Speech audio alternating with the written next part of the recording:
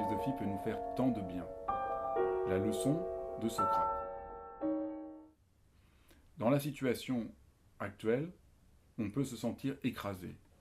Écrasé de devoir être confiné, d'être restreint dans nos libertés, mais aussi écrasé par l'événement, qu'il n'y a plus que l'événement, les informations, la communication qui nous englue, nous écrase dans la situation. Et la philosophie m'est apparue, et je dois le dire à ma propre surprise, comme pouvant nous aider, nous faire du bien. Et je crois que Socrate, là, est très éclairant parce qu'il est le témoin. On peut dire que c'est le premier philosophe en Occident. Et qu'est-ce que fait Socrate dont nous avons besoin aujourd'hui? C'est qu'il vient parler à tout le monde, nous interroger. Il n'a rien du professeur de philosophie qui fait un cours. Il vient nous interroger.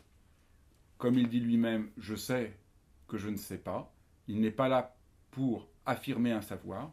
Toute la journée, lorsqu'on regarde des informations, on a des informations sur un savoir qui se révèle souvent extrêmement précaire et changeant. Et ce qui est très beau avec Socrate, c'est qu'au lieu de nous donner un savoir, il nous met en mouvement.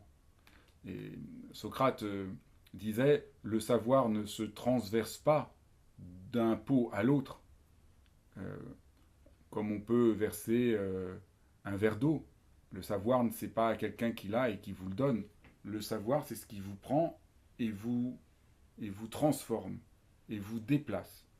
Et c'est pour ça que la philosophie, à la fois, elle donne de la hauteur et de l'espace et du recul et un sol, parce que dans cette expérience, on est concerné.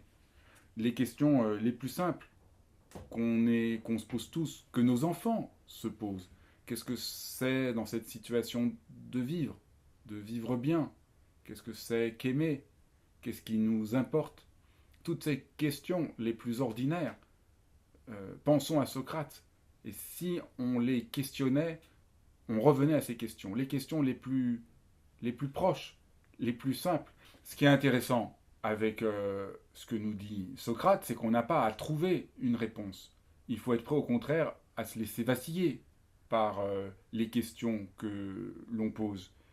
Mais ce qui est absolument crucial, c'est que ce qui fait philosophie, c'est que vous posez des questions sur ce qui vous concerne.